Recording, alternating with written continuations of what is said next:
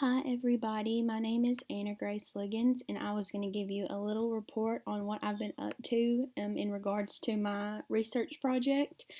My research project was over organic versus conventional agriculture, so I was really looking at what it takes for a certain food product to be labeled organic in hopes to at the end kind of figure out some differences and be able to educate the consumer on differences between organic agriculture and conventional agriculture and help them make better choices or wiser decisions when they are purchasing food for themselves and then for their families. So I looked at what it took to be certified organic, and some of the requirements for certified organic food include it has to be grown on soil that has had no prohibited substances applied for 3 years prior to harvest. However, there are some instances when a grower must use some sort of synthetic substance to achieve a specific purpose. And in those cases, the substance must be first approved. So I know that some people, even me, before I started researching this project, that I didn't realize that even though the product is labeled organic, that it can have some synthetic substances used, but they do have to be approved to be labeled organic. So that was something interesting that I thought when researching this topic.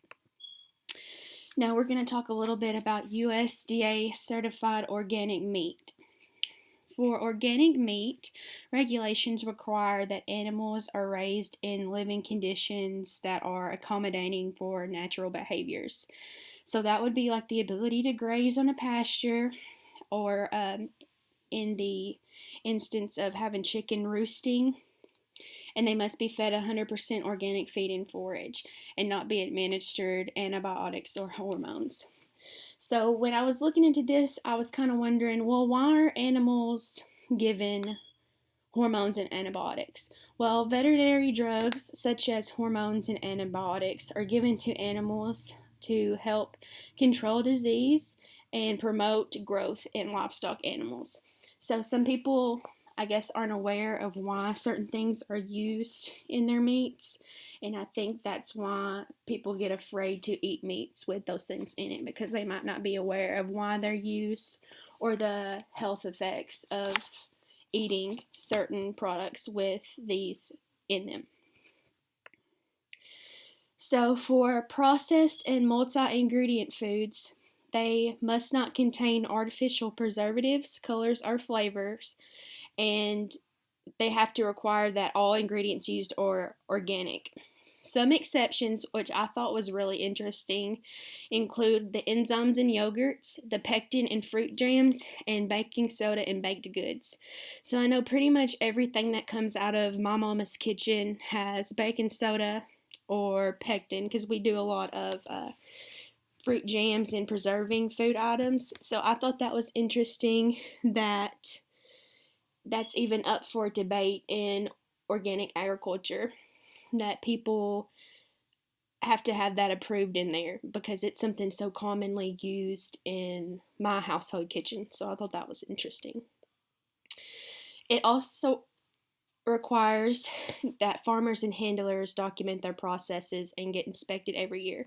So people are going to come and look at organic farms and look at the sources of seeds, conditions of the soil, pest management, weed management, crop health, the inputs that's being used on the crop, water systems, contamination, commingling, and they're going to look at the records of the organic operation.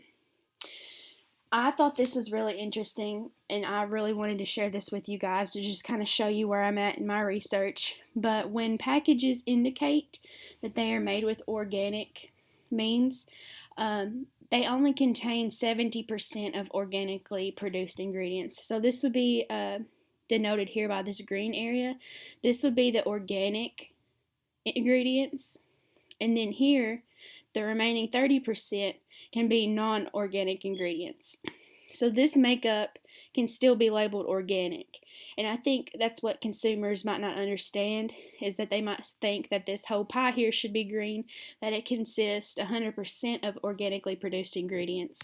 However, when we see products labeled organic, they only have to be made up of 70% organic. So I thought that was very interesting because I don't think a lot of consumers are aware of that. So I just wanted to share with you a little bit about my project, where I'm at in my research, and kind of educate you guys on what I've learned, because I didn't know a lot of this stuff until I started researching for this class. But really, why I picked this subject and why I wanted to look into it is to be able to educate people about organic, what it means to be labeled USDA organic, and the claims of people who produce products that are labeled organic. Just to be able to allow us all to make more informed decisions when we go to the grocery store or when we buy locally, just kind of what we're getting for our price. Because I believe that people may not actually know what they're buying when they hear organic or when they hear conventional. They just think that maybe certain things are bad when in reality they might not be as bad for us as we think. So that's where I'm at with my project. I'm looking forward to getting it done, getting it finished, and finishing up this semester. Thank you guys so much.